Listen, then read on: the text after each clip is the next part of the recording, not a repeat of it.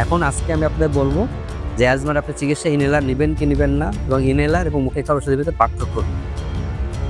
আপনারা জানেন যে বর্তমান বিশ্বে কিন্তু ৩০০ মিলিয়ন মানুষ কিন্তু অ্যাজমা রোগে আক্রান্ত এবং প্রতিদিন প্রায় ১,০০০ মানুষ কিন্তু অ্যাজমা রোগে মারা যায় এবং যারা মারা যায় তাদের ৯০ থেকে ৯৫% মানুষ কিন্তু আমাদের মতো যারা মধ্যবিত্ত বা নিম্ন মধ্যবিত্ত দেশ বা আরও মানে অতি দরিদ্র যে সমস্ত দেশ এই দেশে কিন্তু ৯০ থেকে ৯৫% মানুষ কিন্তু মারা যায়। তো সবাইকে স্বাগতম জানাচ্ছি আজকের ভিডিওতে।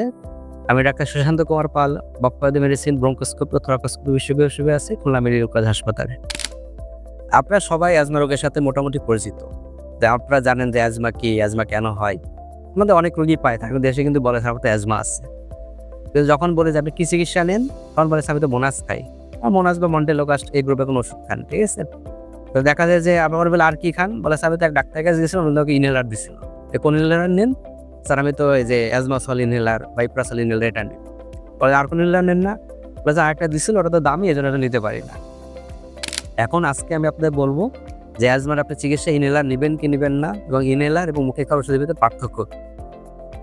আপনারা জানেন যে বর্তমান বিশ্বে কিন্তু ৩০০ মিলিয়ন মানুষ কিন্তু অ্যাজমা রোগে আক্রান্ত এবং প্রতিদিন প্রায় ১,০০০ মানুষ কিন্তু অ্যাজমা রোগে মারা যায় এবং যারা মারা যায় তাদের ৯০ থেকে ৯৫% মানুষ কিন্তু আমাদের মতো যারা মধ্যবিত্ত বা নিম্ন মধ্যবিত্ত দেশ বা আরও মানে অতি দরিদ্র যে সমস্ত দেশ এই দেশে কিন্তু ৯০ থেকে ৯৫% মানুষ কিন্তু মারা যায় এবং মারা যাওয়ার প্রধান কারণ হচ্ছে ঠিকমতো তার চিকিৎসা না নেওয়া। তাই আমাদের অনেকে মোনাস খান, মন্টেলোকাস্ট ওষুধ খান, অ্যাজমাসল ইনহেলার নেন, কিন্তু আমি আপনাদের বলতে চাই এটা কিন্তু অ্যাজমার চিকিৎসা না। আপনাদের যেটা বলি, আমাদের একটা গাইডলাইন আছে যেটা বলে আমরা জিনা guideline, GIN, global initiative for asthma. এরা কি করে সারা বিশ্বে অ্যাজমার রোগীদের নিয়ে কাজ করে।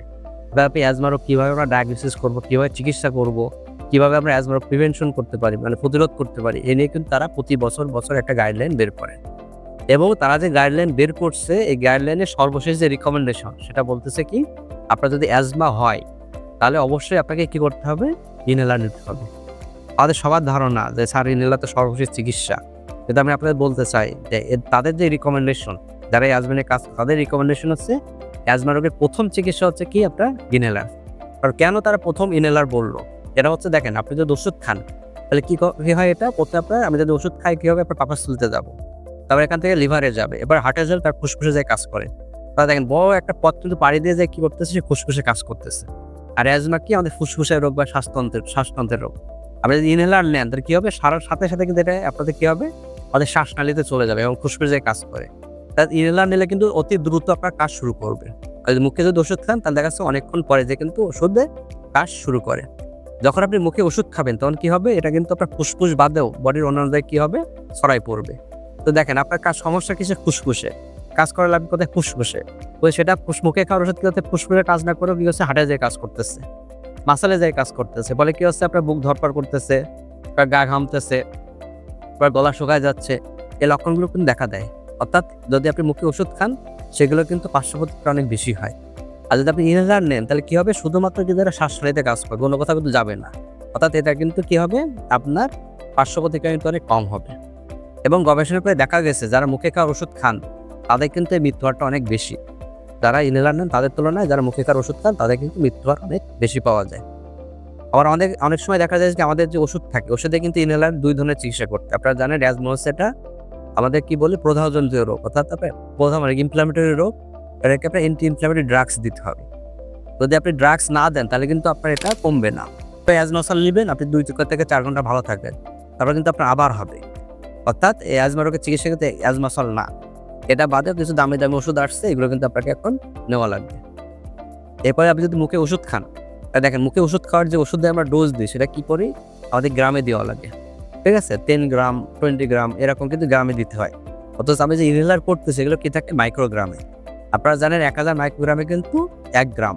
অর্থাৎ আপনি যদি ইনহেলার নেন সেই ইনহেলার ডোজ কিন্তু অনেক কম নেওয়া লাগে, পরে দেখা যাচ্ছে আপনার পার্শ্ব প্রতিক্রিয়া কিন্তু অনেক কম হয়। যদি আপনি মুখে খান তাহলে কি হবে, আপনার ওষুধের ডোজ অনেক বেশি নেওয়া লাগতেছে এবং আপনার পার্শ্ব প্রতিক্রিয়া অনেক বেশি দেখা দেয়। এজন্য আমরা যেটা বলি, এজন্য আমাদের যে জিনা যে গাইডলাইন বলতেছে অ্যাজমা যদি হয় অ্যাজমার শুরুতে কিন্তু আপনাকে ইনহেলার নিতে হবে এবং ইনহেলার বলতেছে এখন তারা প্রথম এবং সর্বশ্রেষ্ঠ চিকিৎসা। আগে যে বলতে সর্বশেষ চিকিৎসা, এই ধারণাটা একটু ভুল হয়ে গেছে, ভুল প্রমাণিত হয়ে গেছে।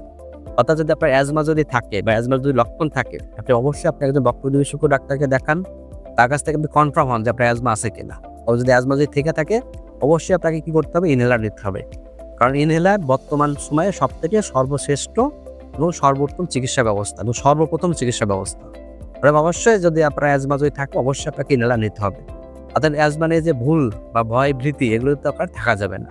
আমাদের একটা অনেক সোশ্যাল স্টিগমা আছে কি যে মানে ইনহেলার নিলে অনেকে হচ্ছে ফ্যামিলি দেখা যাচ্ছে অনেক ইয়াং মেয়ে থাকে যাদের বিয়ে হয় না, বা কারণ অনেক সময় তার প্রকাশ করেন না, কারণ কি তার বিয়ে ভেঙে যেতে পারে।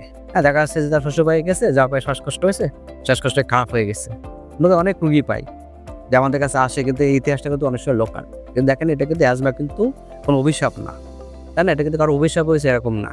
তবে কার অ্যাজমা হবে কার হবে না এটা কিন্তু আমরা বলতে পারি না। অতএব কেউ যদি এরকম বলে যে শ্বশুর বাড়ি যে অত্যাচারিত হয়, এটা কিন্তু আসলে দুর্ভাগ্যের বিষয়। আসলে বর্তমান যুগে দুর্ভাগ্যের বিষয়। আমি আপনাদের বলতে চাই যদি কারো এরকম অ্যাজমা থাকে এটা কিন্তু লোকানোর কিছু নাই, কারণ জীবন গেলে কিন্তু আপনার যাবে, অন্য কারো কিন্তু কিছু হবে না। হ্যাঁ, কিন্তু এখন যদি আপনি আরেকজনের ভয় যদি ইনহেলার ব্যবহার না করেন, এর ক্ষতি কিন্তু আপনারই হবে। আপনার ফুসফুসের ফাংশন কিন্তু কমে যাবে, বারবার আপনার অ্যাজমা কি হবে, অ্যাটাক হবে।